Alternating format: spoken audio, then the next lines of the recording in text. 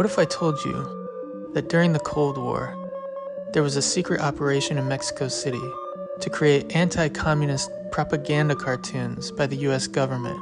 You might say, okay, weird, but I believe it. And then, what if I said, the same animation studio also made Rocky and Bullwinkle, disseminating the biggest Russian and German stereotypes to kids globally? Sounds too coincidental, right? Well, how about we go find out and do a Bon Voyage Charlie Brown and Don't Come Back thing? Search through some archives, talk to some folks, and see if we can locate these cartoons down in Mexico. Come on, let's go.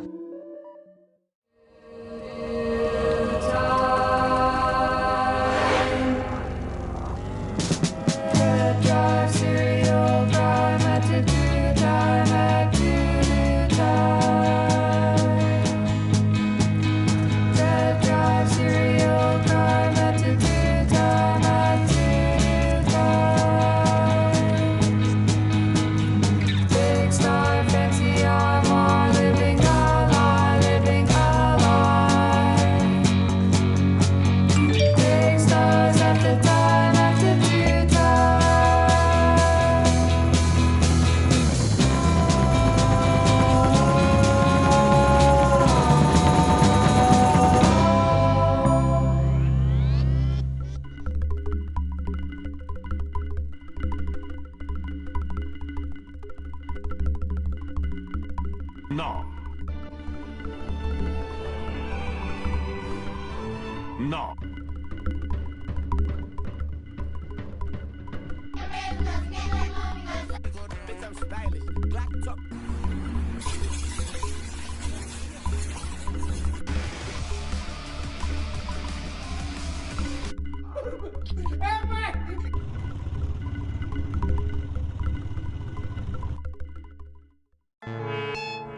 Will someone love me someday, Chuck? Oh God, I can't stop.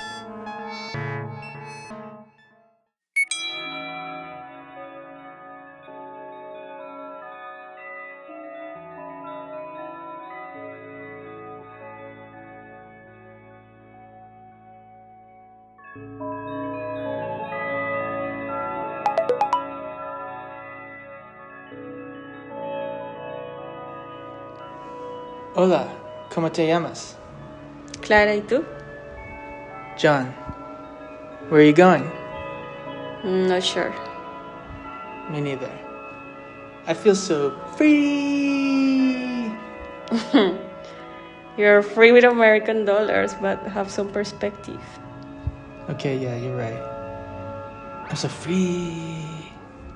Maybe that's better. So, where are your favorite tacos in La Roma or Condesa? Ugh, gross. Wait, I'm gross? Yeah, you're right. Why are you here?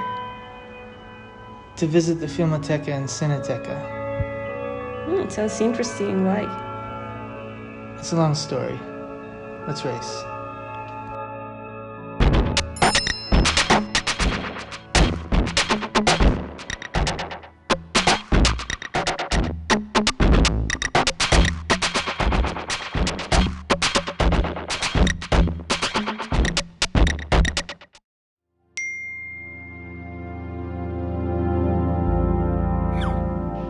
Oh, hello, Noam Chomsky.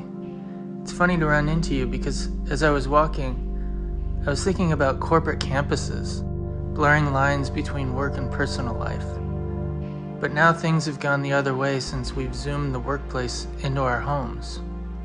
If it's the companies creating campuses, we have every reason to be skeptical. If it's the workers who are cooperating in organizing efforts to mix leisure with work, it's perfectly reasonable. What do you think about love and capitalism, or religion and capitalism? Many advertisers try to tap into our ideals and moralities, promoting companies like individuals who care for the environment. Advertisements are quite openly a way to induce those who observe them, to act in the interests of the company that is sending them. They're an effort to control opinion and attitudes. That's not concealed. That's their obvious purpose. We understand that.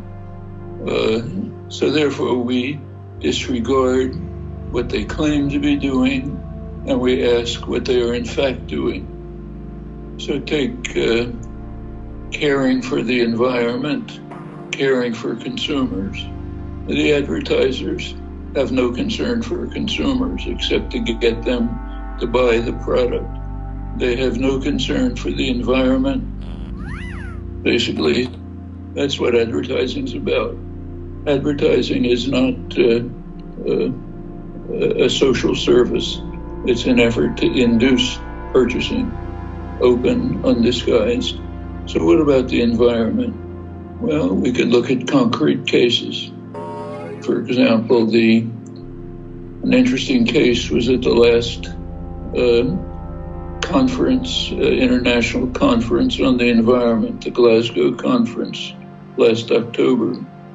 The CEO of BlackRock made an impassioned address about how the investor community is willing to devote huge sums. Maybe they have control of $130 trillion. They'll devote large parts of it to dealing with the environmental crisis. It was very impressive. The American representative, John Kerry, was enthusiastic. He gave a euphoric talk about how we've solved the problem. The investor community, with its huge resources, is now on our side. Well, that's caring for the environment. Now, there was a small footnote pointed out by a leading political economist, Adam Tooze, Columbia University. He pointed out that, yes, Larry Fink offered this, but with some provisos. One, that the investments be profitable, and two, if it turns out they're not profitable, the taxpayer will pay them for it through the International Monetary Fund and the World Bank. Okay, that's the nature of an advertisement. We all know that. It means when you get an offer from a company, you look at the small print. Well, that's the small print. I just read Bell Hooks's All About Love, and she wrote that there can be no power struggle or domination in love. These characteristics describe business strategy. So what kind of love can exist under capitalism? Exactly the kind of love that Larry Fink illustrated. Love for profit and power. That's the nature of the institution. If someone in the institution does not abide by that principle, they'll be out of the game. It's the nature of a competitive market.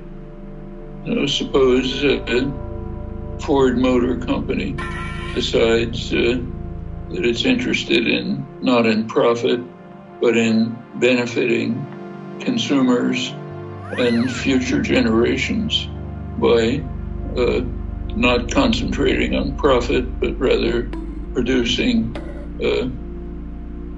their competitor will be working on how to make profit tomorrow.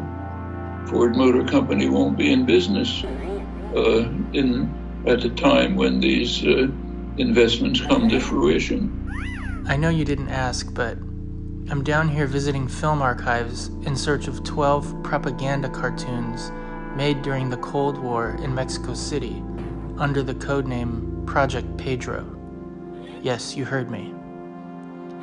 A covert operation by the U.S. government to create Spanish-speaking, anti-Russian and anti-communist cartoons to appear indigenous in the global south, otherwise known as Maquiladora. Anyways, you've written extensively on U.S.-Mexican trade policies, and South America, and stealth political propaganda, and U.S.-Mexican labor relations.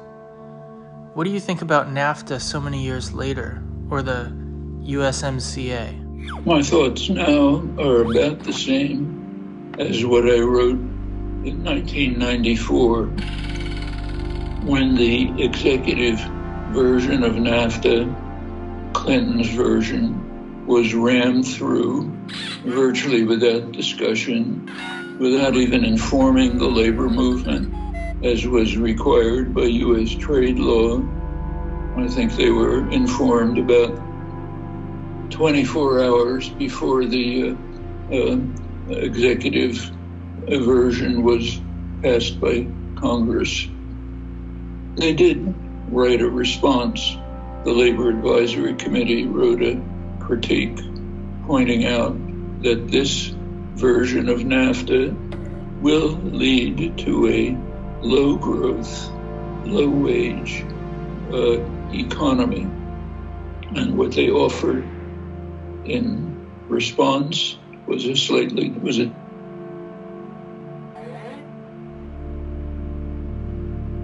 high-wage economy.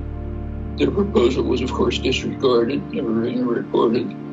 It happened to virtually coincide with the analysis that had been given by the Congressional Office of Technology Assessment, Congress's research bureau.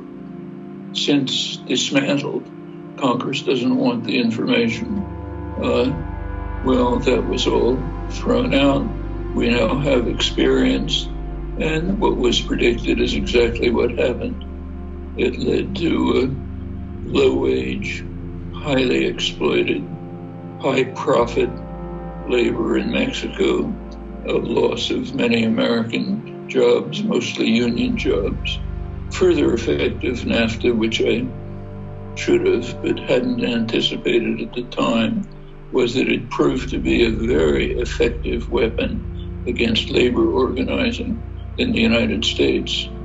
Actually, there was a study by researchers at the Cornell University program in labor history, labor relations, taken within NAFTA auspices.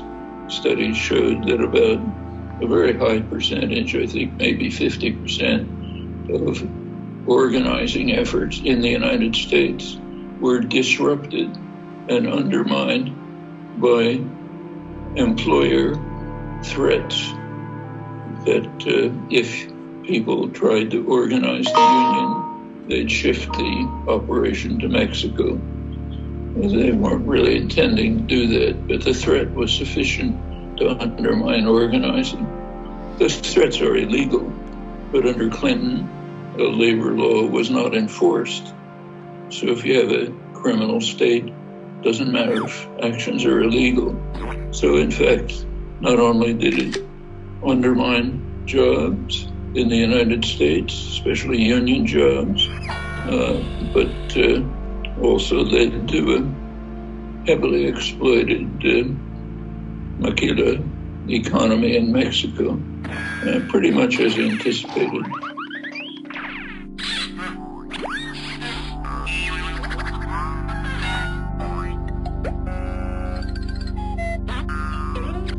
Before you go, I'd like to plug a panel I'm organizing in New York City in February with Keller Esterling, Mackenzie Wark, and Carlos Oliva Mendoza. It's called, are you ready? Future Space, Trade and Capitalism in Digital Cities. We'll talk about the future of urban life, even more digitized social experiences and currencies, and possible architectural shifts. You should come. Okay. Well, thank you so much, Noam Chomsky. You're an actual living legend.